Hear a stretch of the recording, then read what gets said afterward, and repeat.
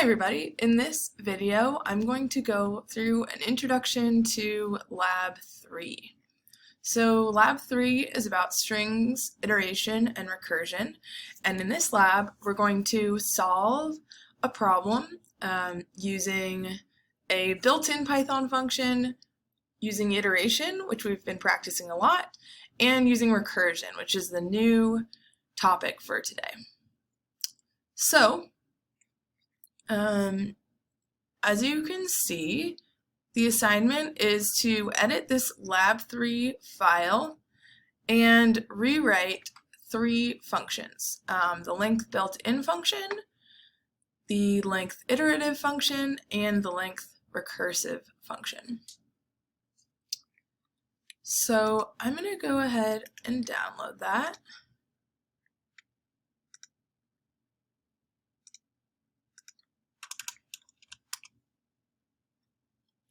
And I've saved that, and I will open it in idle.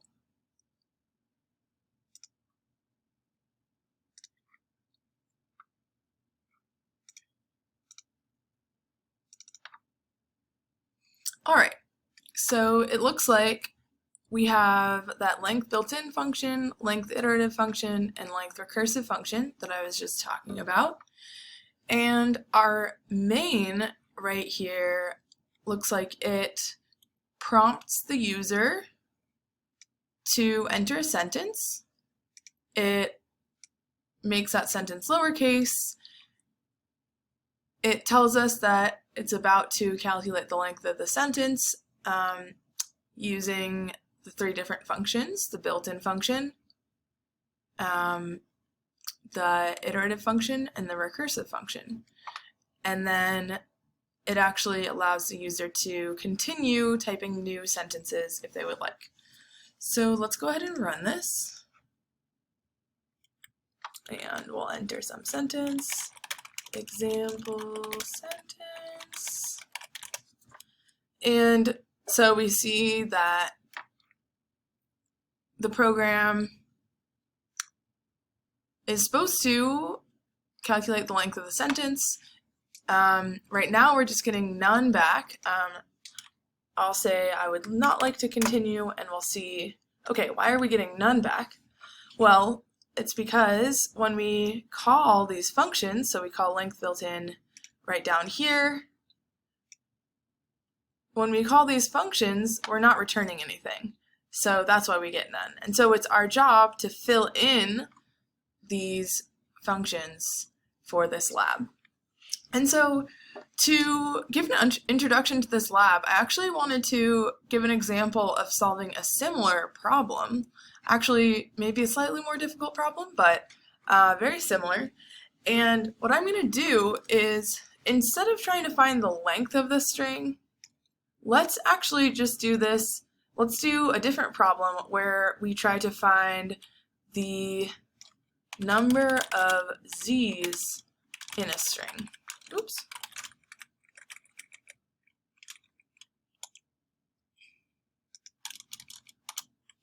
Just make this nice, why not?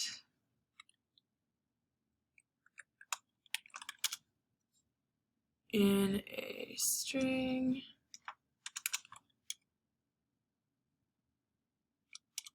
Alright, so we're going to want to calculate the number of z's, so why don't I call this count, oops, count z, count z, count z, and when we call it, we gotta call it by the right name, count z, count z, count z. Alright, and I'm just gonna run this. Oh, I'm going to change the prompt. Calculating number of z's in the sentence. Alright, so example sentence might be my example here. And it looks like it's still running, so that's good. So what I'm going to do is I'm actually going to go through a solution to this problem. So we've changed it so I can actually post this to you without giving you all the answers, but hopefully giving a really solid example of how to solve this lab. So our first task is to count the z's using a built-in function. And so when you actually do the lab, you're going to be using the built-in length function, and there's a link to the documentation right in the lab. For us, when we're doing count here, it turns out that strings have a method called count. Maybe we can see that in the textbook. So if I go to the textbook and I take a look at the strings chapter, there's a string methods section here that I'm going to go ahead and click on. And so you already should have read this by the time you're doing this lab, but of course you will not have memorized everything in it. So how I would find this information about this count function, one idea would be to look in the textbook, and we see that the string method count takes in what we would like to count, and it returns the number of occurrences of that thing. So let's try that out. So all we want to do here is count the number of z's, so in the sentence. So all we're going to need to do is return whatever is evaluated by calling the count method on our sentence for the string z, right? This should count the number of z's in the string sentence. So let's go ahead and try that out. I'm going to run it. We can first try our example sentence. How many z's does that have in it? It has 0, and we do get 0. Let me try another example that I know has 2 z's in it. Oopsies, I did that wrong. I needed to say yes, that I wanted to continue. Okay, so the example that I wanted to give was this word jazzy, which has 2 z's in it. And now I'll say no, and I'll move on to my next task. Alright, so the next thing I need to do is count the z's using an iterative solution, and then return that. So I'm given some string, say it's the string jazzy, and if I want to count the number of z's in jazzy using iteration, so I'm going to say my example sentence equals jazzy. What do I want to do? I want to iterate over all characters of my sentence and check if z, right? If the letter is a z, then I'm going to need to count that, and if it's not a z, I shouldn't count it, right? And so a good idea here would be to use the accumulator pattern, which is how we use iteration to compute all sorts of things, but probably the most basic is just checking these characters to see if they're z's. So I'm going to say use accumulator pattern. And so to use the accumulator pattern, what do I need to do? I need an accumulator variable that I'm going to start at 0, right? This is when I'm going to increment anytime I see a character that's a z. And then I'm going to iterate over the sentence. So I'll say for, say, character in sentence, what do I need to do? If character is z, increment count, right? So in Python, what does that look like? If character is exactly equal to z, count equals count plus 1. And if it's not z, do nothing, right? I don't need to even put in an else. I could imagine something like else, count equals count plus 0, but I don't even need that code, right? It's not actually changing anything, so I'm just going to omit that, excuse me. All right, and then after this for loop ends, count should be equal to the number of z's. And so I'm going to return count and save that. And now I'm going to run this and see if I get what I expect. So let's try my Jazzy sentence again, and it looks like we see 2 z's in there. Maybe we try something longer, just to make sure that everything's going well. There are no copies of the last letter of the alphabet here. No z's in there, and so I should get, oh, dang it, did it again. Let's run, and we'll try that sentence again. There are no copies of the last letter of the alphabet here. And we got 0. So it looks like our iterative solution is working. And so we can move on. We'll say no here.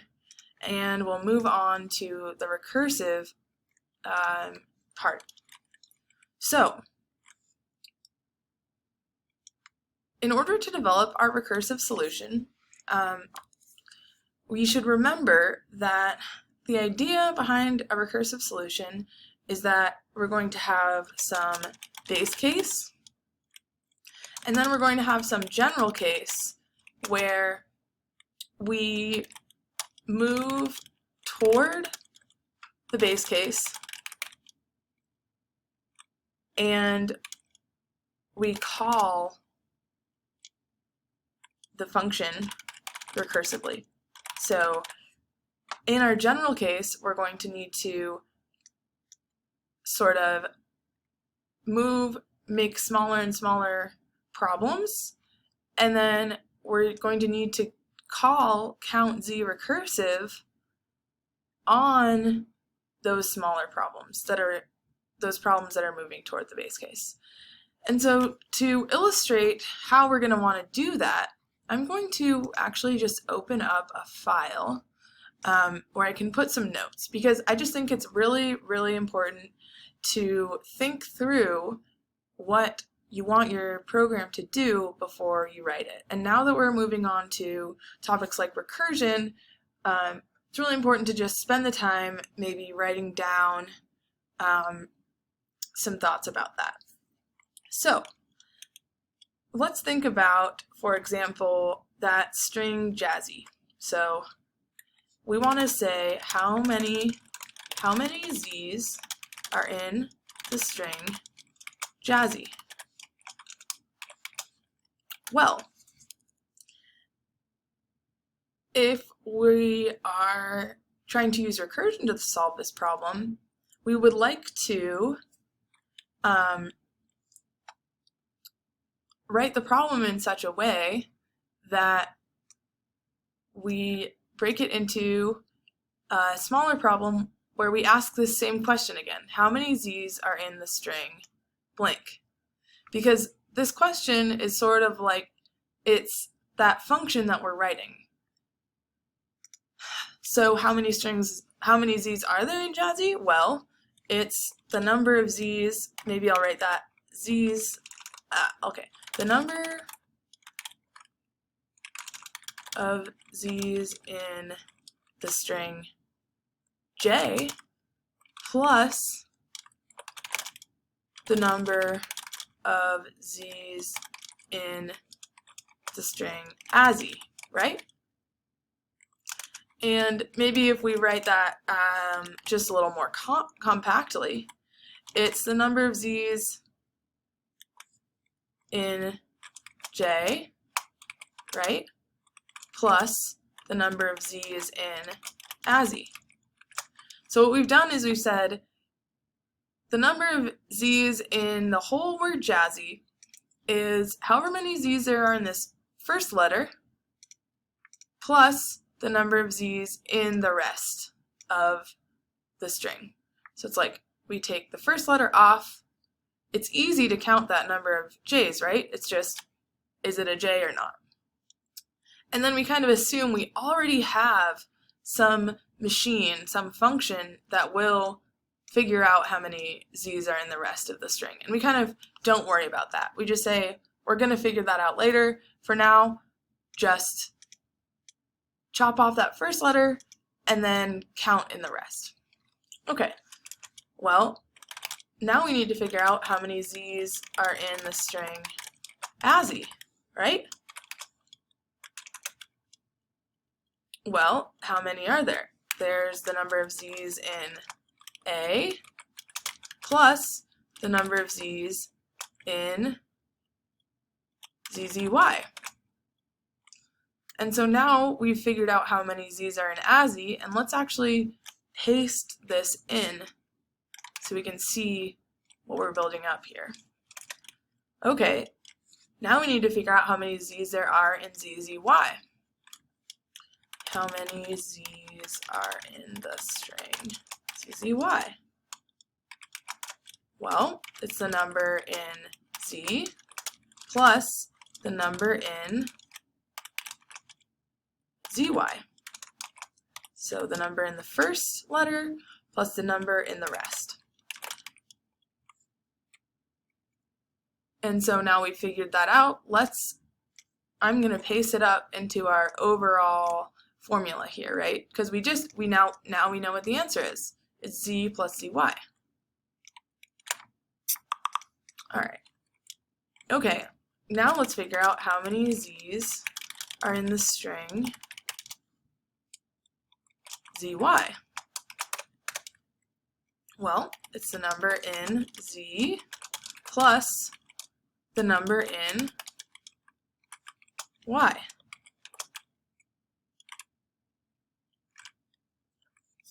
And now we can replace that with what we just wrote down here.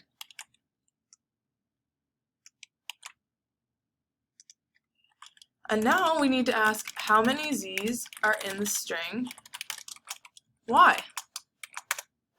Well, it's the number of z's in the first letter, Y, plus the number of z's in the rest. But at this point, there's nothing left, right? Z's is just empty. And we've figured out how many z's are in Y. Let's paste that up here. Now, we need to ask how many z's are in the string. This is just a blank string, right? I'm just going to write it as a blank string. And at this point, well, you can tell me how many z's are in the blank string, right? It's always 0. We don't have to do anything with that input. We always know that there are exactly 0 z's in that input. And so this is our base case.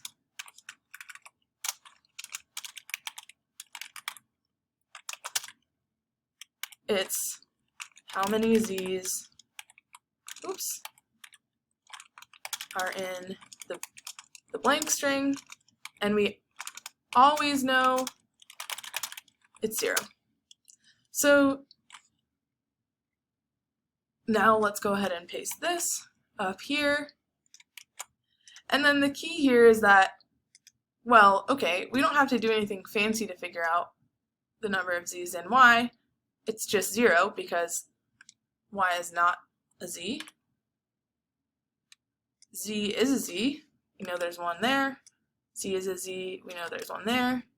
A is not a z, so there's 0 there. J is not a z, so there's 0 there.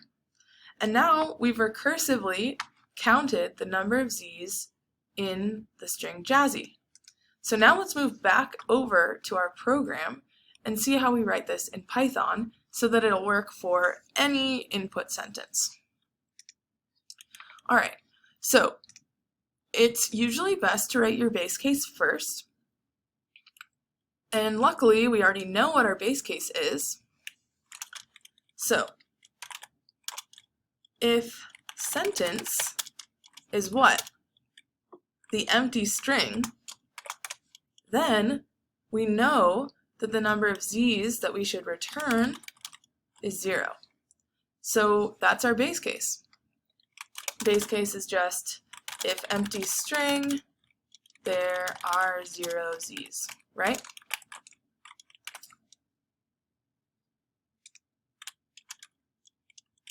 Our general case that we'll put in our else here, so in any other case, what should we do? So we said count. So in the general case, it's the number of z's in first letter plus number of z's in rest of string. So we're going to need to figure out what this first letter is and figure out what the rest of the string is. So let's just make some variables for that. So I'm going to say the variable first letter is going to be assigned to sentence at 0 because the string slicing allows us to grab whatever the first letter of sentence is using the index 0. And rest of sentence is going to be, again, using string slicing, it's going to be whatever's in the 1 index all the way to the end. And so if this string slicing is unfamiliar to you, you might want to go back and review the string slicing subsection of the book, because you're definitely going to need to be able to do this for the lab. So now we know what our first letter is in the rest of the sentence. So that's things like this A was the first letter and this ZZY was the rest of the sentence as we were walking through this example. All right. So now, what happens if the first letter is a Z? What is the number of Z's in the sentence? Well, it's just 1 because that first letter was a Z plus what? The number of Z's in the rest of the sentence. So we need something that tells us how many Z's are in the rest of the sentence. Luckily, that's exactly what count Z recursive does. It tells us the number of Z's in whatever sentence we pass into it. So we just need to call count Z recursive on rest of sentence and return that. Now what happens if first letter is not Z? So I'll just say else. Well, in this case, the number of Z's is just, we could say 0 plus count Z recursive rest of sentence, right? Because again, it's just the number of Z's in the rest of the sentence, but plus 0 because that first letter was not a Z. So we could write it this way, or we could just write it as count recursive rest of sentence, because that adding 0 wasn't really doing anything for us. It may have just made it more clear if we preferred. And so this is like, in this case, we would evaluate this A, the number of Z's in A would be that else, right? There's no Z here. But when it is a Z, we do need to add 1 to our total count. And then instead of, actually, we just don't need that pass there anymore. So we have now written the solution we just discussed over here in Python. Our general case let's check that we move toward the base case. Well, our base case is an empty string, and every time we execute our general case, we execute it on a string that is one character closer to being the empty string, right? First time we execute it, we're going to execute it on ASI. Second time, we'll execute it on ZZY. Third time, we'll execute it on ZY, etc. So we're always getting closer to that base case. And then the second thing that needs to happen in our general case is that we need to call this function recursively. And that just means we call it. By calling it in there, we're calling it recursively. And are we doing that? Yes. Every time we enter this base case, we're always going to call count z recursive. And so our general case checks both of those boxes, and we have a base case defined. So this looks like a great recursive function definition right here. And let's just run it and see if it works.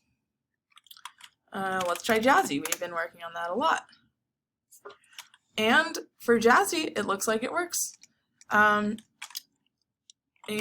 so I will leave it there. If this is still seeming mysterious to you, do not worry about that. It's a very confusing topic.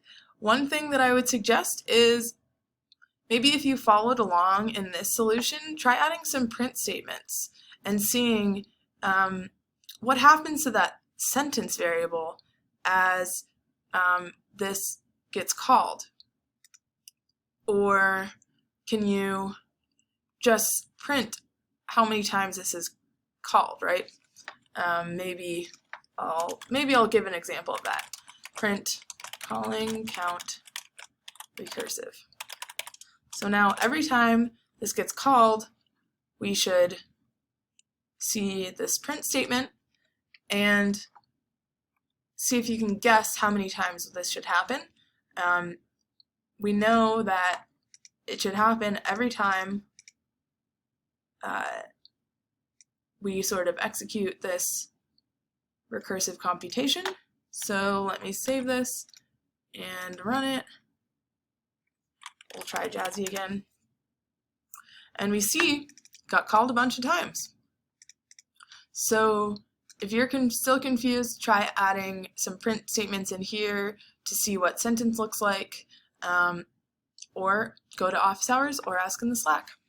All right, good luck with this lab. I think it's really fun when you get to understand recursion for the first time. So enjoy it.